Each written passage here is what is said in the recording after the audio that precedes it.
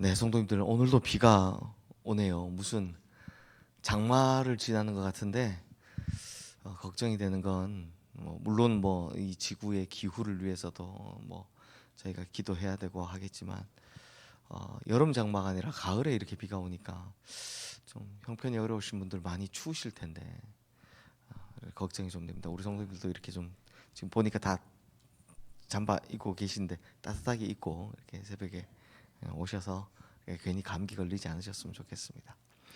자, 이제 호세아 후반부인데 제가 이제 새벽 설교 성경을 한 장씩 보겠다라고 해서 왔는데 호세아부터 시작해서 이렇게 소선지서가 나오잖아요. 그리고 이제 로마서까지는 했으니까 그 이후로 고린도 전후서부터 시작해서 서신서가 있는데 이게 너무 내용들이 다 사실은 굉장히 읽기가 참 힘든 부분들입니다. 그래서 요거를 이제 호세아, 요엘, 아모스 같이 했다가 다시 서신서 갔다가 다시 서신 좀 하다가 또 소선지 왔다 이렇게 하려고 하는데 네, 그럼에도 불구하고 제가 요즘 이제 요엘서까지는 준비했고 아모스 들어가서 하는데 계속 심판 이야기만 나와요. 계속 심판 이야기만 나와서 준비하는 저도 참 재미도 없고 마음도 어려운데요. 아니 예를 들면 창세기 같은 거 하면 얼마나 재밌습니까? 로마서 같은 거 하면 얼마나 은혜롭습니까? 그런데도 불구하고 이게 하나님의 말씀인데 그냥 지나가면 안 되겠지 하는 마음으로 하고 있습니다. 그런데 이 호세 후반부에 오면 드디어 하나님께서 이제 그들에게 은혜를 조금씩 보여주기 시작하시는데요. 성도님들, 만약에 내 모든 과거를 다 아는 분이 있다 라고 한다면 그 앞에서 당당하고 떳떳한 사람이 얼마나 되겠습니까? 내 모든 과거를 다 안다. 특히 나의 어두운 과거까지 다 안다. 내가 잘못한 것까지 다 안다 라고 한다면 정상적인 사람이라면 내 모든 것을 다 아는 그 사람에게 그 사람 앞에서 눈치도 보이고 마음이 불편하기도 할 겁니다. 하여튼 이렇게 그 사람 앞에서 말 한마디 하기가 조심스러울 겁니다. 왜냐하면 부끄럽고 수치스러우니까요. 그런데 왜 우리는 하나님 앞에서 나의 모든 것을 다 아시는 하나님 앞에서만큼은 무슨 배짱으로 그렇게 당당한지 모르겠습니다. 하나님은 다 아시는데도 말이죠. 제가 이 말을 쓰는 이유는 저 또한 그렇기 때문입니다.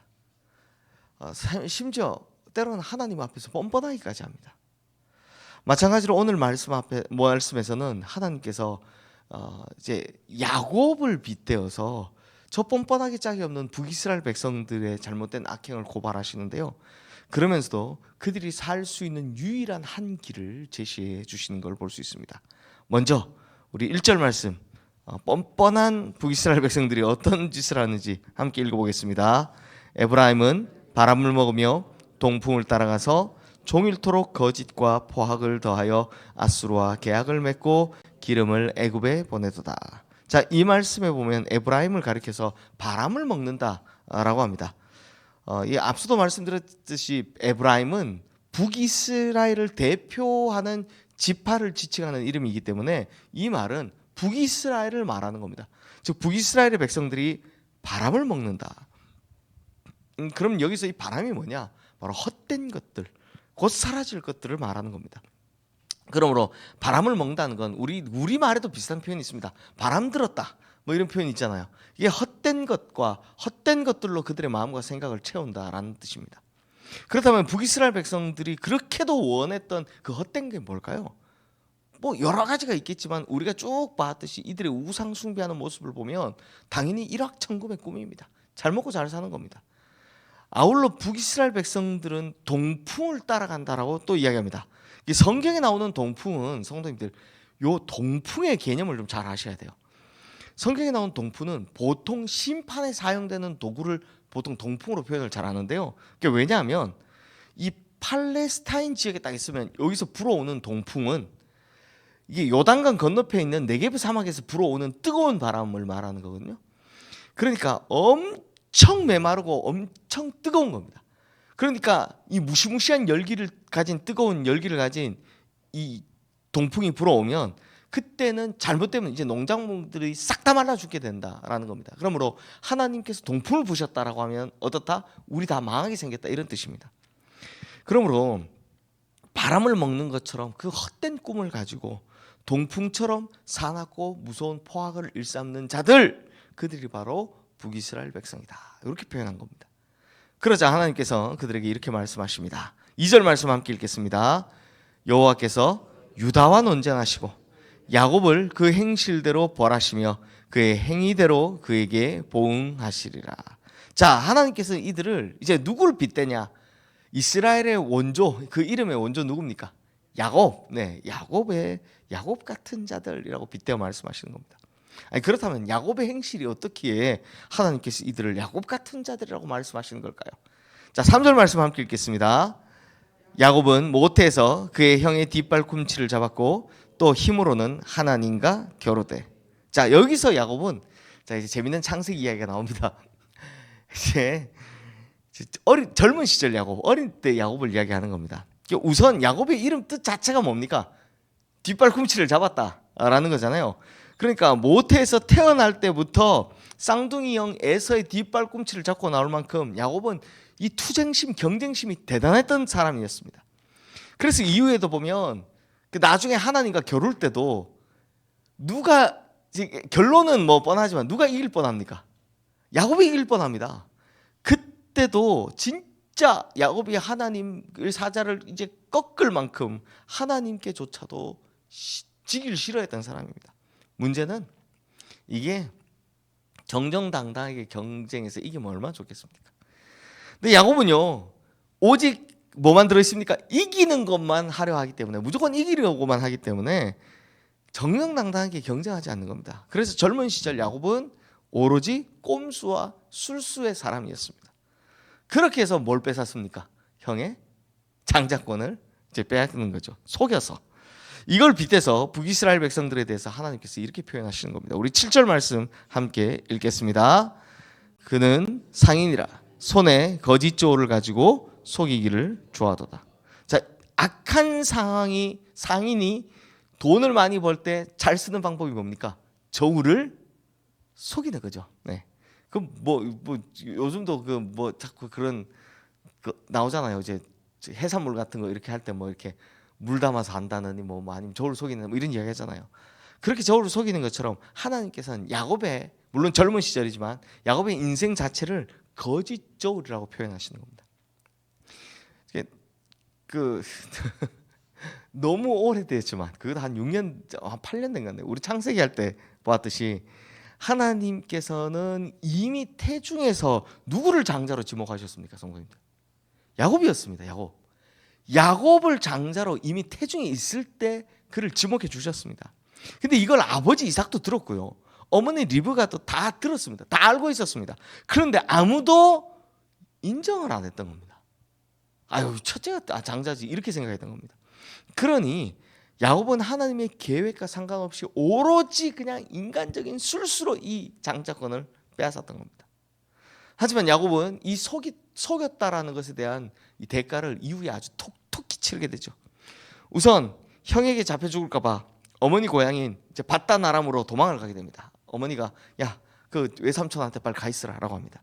그런데 우리가 거기서 흔히 하는 말로 임자를 만납니다. 제대로 된 임자를 만납니다. 누굴 만납니까? 야곱보다 훨씬 더 간교하고 훨씬 더 악한 바로 외삼촌 라반을 만나게 되는 겁니다. 결국 야곱이 여기서 어떻게 당하냐? 14년 동안 돈 한 푼도 못 받고 그저 마음에 안 드는 아내 하나, 마음에 드는 아내 하나, 요 것은 14년을 혹독하게 착취당한 겁니다. 그리고 훗날에는 이 야곱은요, 아들들에게도 다 지 닮은 아들들에게도 혹독하게 당합니다. 먼저는 자기가 사랑했던 아들, 예뻐했던 아들 요셉을 팔아놓고는 죽었다라고 속임을 당하고, 또 디나 강간 사건, 자기 딸 강간 사건 때는 아버지 말을 듣기를 하나, 레위하고 시몬이 가서 다 죽여서 나중에 도망갈 수밖에 없게 만들고, 또 기근 때는 애굽으로 식량 사러 가는데 그때 아버지 말 듣는 아들이 없습니다. 나중에 그나마 유다가 듣죠. 아버지 말을 듣는 자식이 없습니다. 결국 아버지를 속이고 형의 장자권을 빼앗았던 야곱은 그 속임을 외삼촌과 자식들에게 아주 혹독하게 되돌려 받는 겁니다. 그러므로 성도님들, 저울을 가지고 다른 사람을 속이는 인생, 이런 사람은 더 심한 저울로 자신도 당하게 되어 있다는 겁니다. 이런 야곱의 인생을 모두 아시는 하나님께서 이제 그의 인생을 적나라하게 드러내시는 겁니다. 우리 12절 말씀 함께 읽겠습니다. 야곱이 아람의 들로 도망하였으며 이스라엘이 아내를 얻기 위하여 사람을 섬기며 아내를 얻기 위하여 양을 쳤고. 자, 이제 아람 들로 도망갔다라는 말은 이제 바단 아람으로 도망갔던 야곱을 말하는 거죠. 근데 뭐라고 합니까? 이스라엘이. 자, 여기서는 이제 야곱 말하는 거죠. 아내를 얻기 위하여 사람을 섬기며 아내를 얻기 위하여 양을 쳤다. 이게 무슨 말일까? 성도님들, 야곱이 우리 창세기 내용 기억하시면 되는데요. 이 레아와 라헬이죠. 두 아내를 얻기 위해서 14년을 일하는 장면이 우리가 굉장히 재밌게 보는데, 뭐 저 같은 경우는 어릴 때부터 이게 성경학교에서부터 배워왔는데, 그 내용을 자세히 읽어보시면 야곱이 두 아내를 얻기 위한 그 과정에서 단 한 번도 하나님께 기도한 적이 없습니다. 이 이야기를 하는 겁니다. 단 한 번도 하나님께 이 아내를 얻는 게 맞는지 맞지 않는지에 대해서 물어본 적이 없다는 겁니다. 오로지 그냥 자기 눈에 좋아 보이는 여인, 사실은 레아는 뭐 마음에도 안 뒀죠. 라헬을 얻기 위해 외삼촌에게 14년을 그냥 바친 겁니다. 이걸 인간적으로 보면야 완전 로맨티스트죠. 한 여인을 얻기 위해 14년을? 아닙니다. 그런데 하나님의 눈으로 볼 때는 이게 뭡니까? 지독한 낭비였다는 겁니다. 성도님들, 지금까지 야곱을 통해서 하나님께서 뭘 말씀하시는 겁니까? 결국 다 한다라는 겁니다. 내가 야곱의 일생을 다 한다라는 겁니다. 야곱의 인생 자체를 적나라하게 손바닥 들여다보듯이 다 알고 있다라는 겁니다. 그러니 하나님 앞에서 숨기지 마라. 숨길 것이 없다. 정직하라는 이야기를 하고 있는 겁니다. 그렇다면 성도님들, 그럼에도 불구하고 하나님께서 야곱을 심판하지 않으신 이유는 뭘까요? 그럼에도 불구하고 하나님께서 야곱을 버리지 않으신 이유는 뭘까요? 마찬가지로 북이스라엘 백성들이 지금 온갖 악행들을 다 보고 계셨는데, 다 알고 계셨는데 왜 그들을 버리지 않으셨을까요? 왜 즉시로 손을 들어 그들을 치지 않은 이유가 대체 뭘까요? 하나님께서 그렇게 하지 않은 이유는 그들이 끝까지 돌아오기를 기다리고 계시기 때문입니다. 그들이 돌아오기를 진짜 끝까지 기다리고 계시기 때문입니다. 이제 하나님께서 야곱을 용서하셨던 결정적인 터닝 포인트를 말씀하시는데요. 우리 4절 말씀 함께 읽어보겠습니다. 천사와 겨루어 이기고 울며 그에게 간구하였으며 하나님은 베델에서 그를 만나셨고 거기에서 우리에게 말씀하셨나니.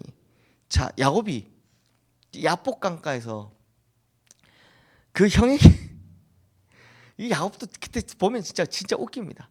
형에게 죽을까봐 제일 마음에 안 드는 레아의 집안 자식들부터 앞에 세워놓고, 그 다음에 라헬 집안 자식 세워놓고, 그러니까 무슨 말입니까? 형이 쳐서 주로면 레아의 아들들과 가족들 먼저 죽으라.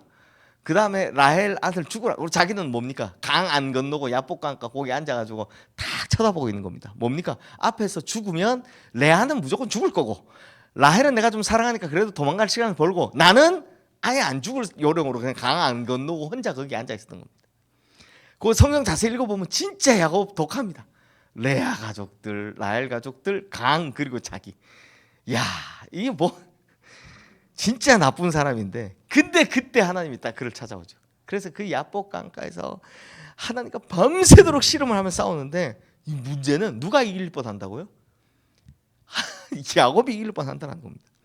하지만 마지막에 하나님의 사자가 허벅지 관절에 있는 둔부의 힘줄을 빡 쳐서 그대로 꼬꾸라져 엎어집니다. 그러고는 이게 자기가 이제 더 이상 몸이 안 되니까 어쩔 수 없음을 깨닫고 하나님의 사자를 붙들고는 거의 통곡하다시피 간구합니다. 그때 뭐라고 합니까? 나를 축복하지 않으면 못 가십니다. 나를 축복하지 않으면 못 가십니다. 붙들고 늘어지는 겁니다. 이게 무슨 말이냐? 한마디로 지금 자기가 에서한테 죽을 그 걱정을 하고 있잖아요. 살려주세요, 이 말이에요. 살려주세요. 이대로 가시면 그냥 죽습니다. 저 형한테 죽습니다. 이 이야기를 하고 있더라는 겁니다. 성도님들, 바로 여기서 하나님께서 야곱을 긍휼히 여기신 이유가 나오는 겁니다.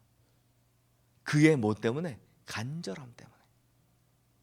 이제 곧 형 에서를 다시 만나게 될 텐데 그러면 진짜 죽을지도 모른다라는 두려움에 사로잡혀서 하나님밖에 이거 해결해 줄 사람 없어요. 하나님 붙들고 늘어지는 야곱을 하나님께서는 긍휼히 여기셨다는 겁니다. 앞서 14년 동안 하나님 한 번도 찾지 않았던 그 모습하고 완전 다르죠. 지금은 하나님 없으면 저 죽습니다. 이러고 있는 겁니다. 사실 하나님께서는 야곱의 그때 그 불안한 마음을 잘 알고 계셨고 그때 딱 찾아오신 겁니다. 그러므로 성도님들, 하나님께서 탁 찾아오셨을 때 그 앞에 엎드리고 탄식하며 우는 자를 하나님은 긍휼히 여기십니다. 다시 말하면 하나님께로 돌아오는 자는 아마 이 설교를 듣는 모든 분들 하나님이 지금 그 마음을 두들기고 계실 텐데 이렇게 하나님께 돌아오는 자를 하나님께서는 절대 내치지 않고 절대로 버리지 않으시는 겁니다. 오히려 품어주시는 겁니다. 그러니 야곱이 돌아왔을 때 하나님께서 그를 품어주신 것처럼 그를 버리지 않으신 것처럼 북이스라엘 백성들에게도 지금 뭐라고 말씀하시는 겁니까? 회개하고 돌아와라. 그럼 내가 품어줄게, 받아줄게 라고 말씀하시는 거죠. 이 이야기를 호세아 선지자를 통해서 하나님께서 이 이야기, 하나님의 마음을 전하고 계시더라라는 겁니다. 사랑하는 성도님들, 하나님의 긍휼과 사랑은 그때만이 아닙니다. 야곱 때만도 아니고요. 지금 북이스라엘 망하기 직전에 이때만도 아니고요. 기원전 8세기뿐만 아니고요. 지금도 똑같이 유효합니다. 하나님의 긍휼과 사랑은.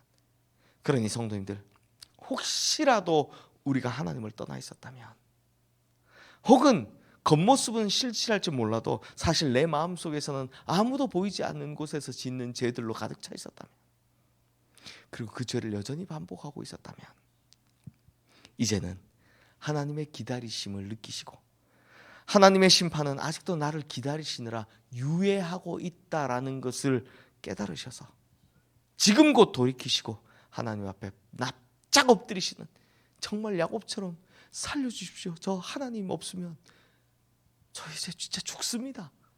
라는 마음으로 하나님 앞에 나아가 주님의 긍휼하심을 입으시는 모든 성도님들 되시기를 주님의 이름으로 축원합니다. 이 시간 오늘 주신 말씀 기억하며 우리 함께 기도하겠습니다.